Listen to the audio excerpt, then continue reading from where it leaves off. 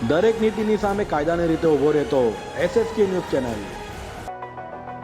સુરતના ડિંડોલી ખાતે આવેલી શારદા યતન સ્કૂલના શિક્ષકોએ બે ભાઈઓને અગાસી સાફ કરવા મોકલ્યા હતા। ત્યાં બંને ભાઈઓને કરંટ લાગતા હોસ્પિટલે ખસેડાયા હતા, જેમાં એકની હાલત ગંભીર છે। ડિંડોલી વિસ્તારમાં માનસી રેસીડેન્સીમાં પરમેશ્વર યાદવ પરિવાર સાથે રહે છે।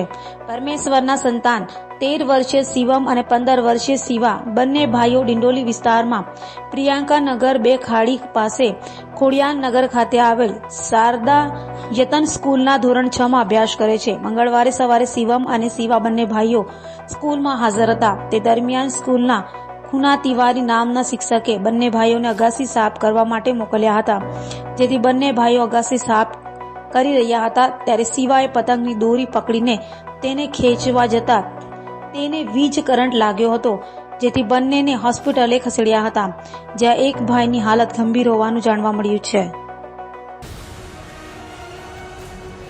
દરેક નીતિની સામે કાયદાની રીતે ઊભો રહેતો SSK ન્યૂઝ ચેનલ।